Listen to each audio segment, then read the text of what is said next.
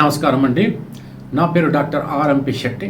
జ్యోతిష్ శాస్త్ర విధానంలో గత కొన్ని సంవత్సరాలుగా అనేక విషయాలు మీకు తెలుపుతూ వస్తున్నాను. మీరు చూస్తున్నారు, అనుసరిస్తున్నారు, లాభపడ్డారు కూడా. చాలా సంతోషంగా ఉంది. అయితే ఇప్పుడు నేను చెప్పాల్సినటువంటి ఒక ముఖ్యమైనటువంటి విశేషం ఏమిటనంటే, మరి ఏప్రిల్ మాసం 2024 సంవత్సరంలో ఈ మిథున రాశి వారికి మాస ఫలితం ఎలాగుంటుందో వివరిస్తాను, జాగ్రత్తగా ఉండండి. అయితే మిథున రాశికి గోచార ఫలితాలు తెలుసుకునే ముందు ఒక్క విషయం ఏంటనంటే, మీ యొక్క జాతకాన్ని ఒకసారి పరీక్షించుకోండి. పరీక్షించుకున్నప్పుడు ఏ దశ జరుగుతోంది, లగ్నాధిపతి యొక్క దశ జరుగుతుందా, లేకపోతే లగ్నాధిపతికి సంబంధించినటువంటి మిత్రత్వం ఉన్నటువంటి గ్రహ దశ ఏమైనా జరుగుతుందా, లేక భాగ్యాధిపతి దశ జరుగుతుందా, లేకపోతే పంచమాధిపతి దశ జరుగుతుందా, ఇలాంటి దశలు ఉన్నట్టయితే మీకు గోచారం అనేటువంటి చాలా లాభిస్తుంది అని చెప్పచ్చు.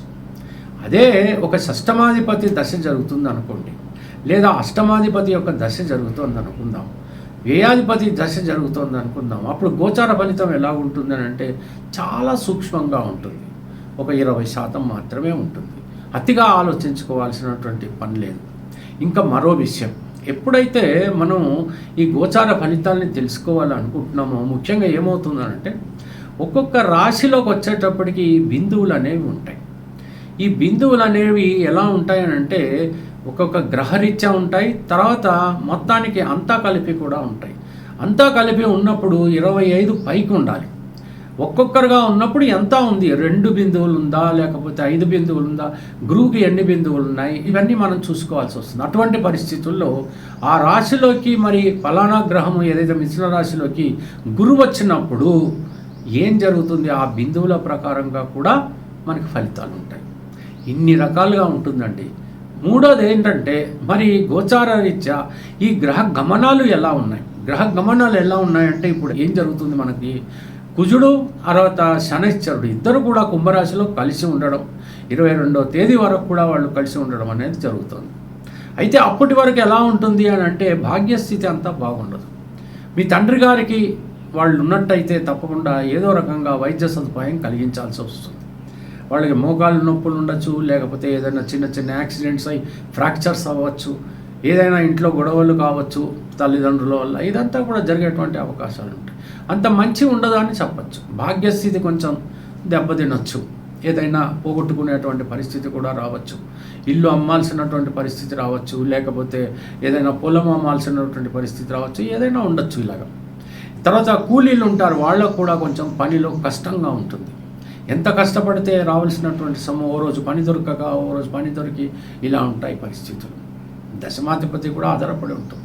అయితే ఇక దశమంలో కనుక తీసుకున్నట్టయితే ఎవరెవరు ఉన్నారయ్యా, బుధుడు ఉన్నాడు, శుక్రుడు ఉన్నాడు, ఆ తర్వాత రాహు ఉన్నాడు, వీళ్ళందరూ ఉన్నారు.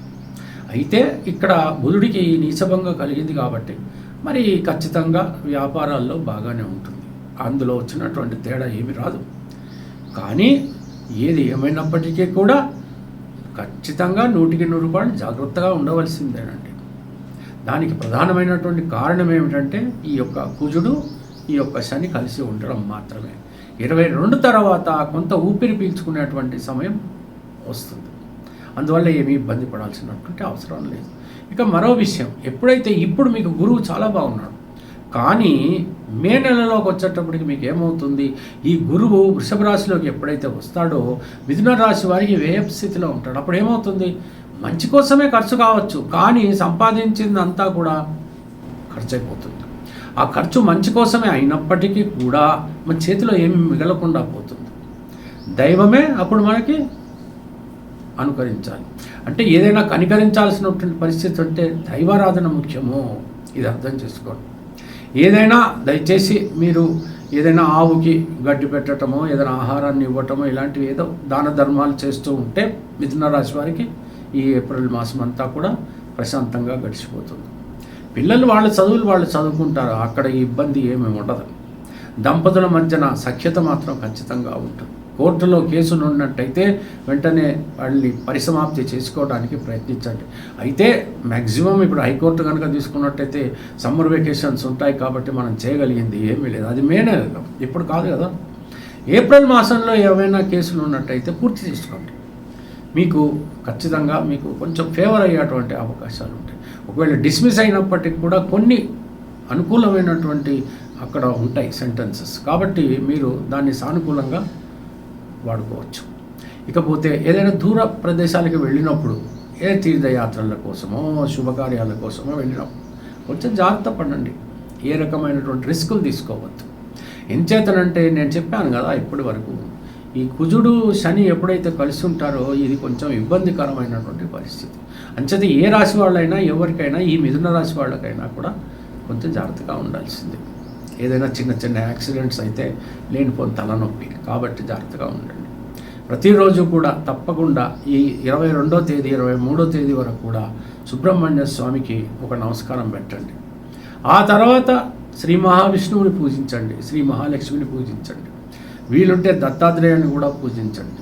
మీరు మంత్రాలు చదువుతున్నారా లేదా అని నేనేమీ అడగటం లేదు. మంత్రాలు చదివితే చదవండి, లేకపోతే లేదు. కానీ ఆత్మసాక్షిగా మాత్రం భక్తితో శ్రద్ధతో ఆ భగవంతుడిని ప్రార్థించండి చాలు. మీ లాంగ్వేజ్లో మీకు వచ్చిన విధానంలో మీరు ప్రార్థించండి. గుడి చుట్టూ తిరిగి ప్రదక్షిణలు చేసి మళ్ళీ పొర్లు దండాలు చేసి ఈ కొబ్బరికాయలు కొట్టి పువ్వులు వేసి అవి వేసి ఇవన్నీ కూడా okay, this is all one thing, materialistic. కానీ ఆత్మభక్తి, ఆత్మతో భక్తి పూజించటం అనేది చాలా ముఖ్యం.